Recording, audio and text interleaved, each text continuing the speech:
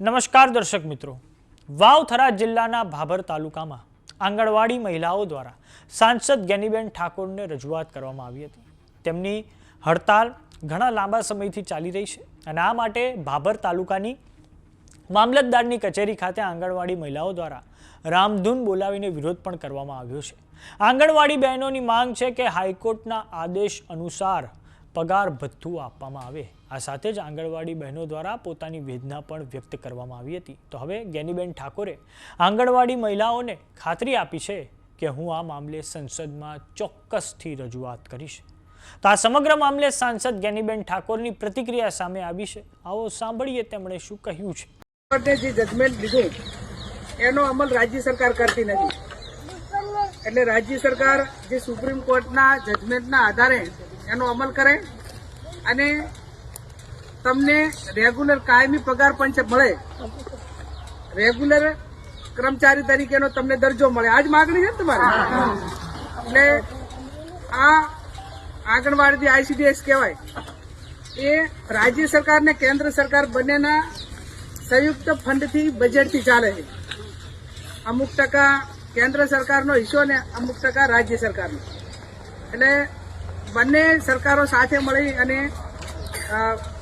આ પગાર તમારું જે માગણીઓ છે એ સ્વીકારે એ બાબતમાં હું પણ કેન્દ્રમાં ગઈ વખતે જ્યારે બજેટ હતું એ બજેટ વખતે પણ તમારી જે વાત હતી એ મૂકી હતી કે ભાઈ સુપ્રીમ કોર્ટે જે જજમેન્ટ આપ્યું છે એનો કેન્દ્ર સરકાર અમલ કરીને આંગણવાડી કાર્યકરોને એના જજમેન્ટ પ્રમાણે માનદ વેતન આપે, પણ હજુ સુધી એનો અમલ થયો નથી।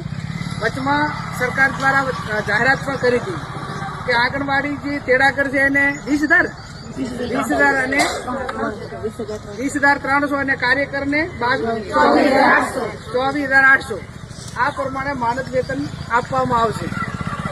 એનો પણ હજી અમલ થયો નથી। 9/3 કેન્દ્ર સરકારનું બજેટ ચાલુ થાય છે માગણીઓ પર, એમાં મોકો મળશે તો તમારી વાત 100% મૂકશું। પણ મેં મારી રીતે તમારી જે માગણી હતી જ્યારે હું સનાતર આવી એ વખતે લોકસભાના ચાલુ સત્રની અંદર બજેટમાં મેં મૂકેલી છે અને એકના એક મુદ્દા ઉપર ફરી ચર્ચા કરવામાં આવે તો અમને અહીંયા માગણીઓ માટે અમુક મિનિટ જ ફાળવેલી હોય, એટલે એ અને છતાં પણ હું તમારી માગણી જે છે એ માગણી કેન્દ્રના જે તમારા વિભાગના મંત્રી છે એમને પણ આપીશ। અને જે તમે અત્યારે લોકોની સેવા કરો, નાના નાના બાળકોની સેવા કરો છો, તમારે જેટલી કામગીરી કોઈ ના કરતું હોય એ કામગીરી આંગણવાડી અને તેડાગરને તમે નીચે પાયાનું કામ કરો છો। કુપોષણથી કરીને જે ભાઈ કિશોરીઓ છે, સગર્ભા મહિલાઓ છે કે જે આવનાર સમયની અંદર જે દેશનું ભવિષ્ય છે એના મજબૂત નિર્માણ માટેનું તમે બધા કામ કરો છો।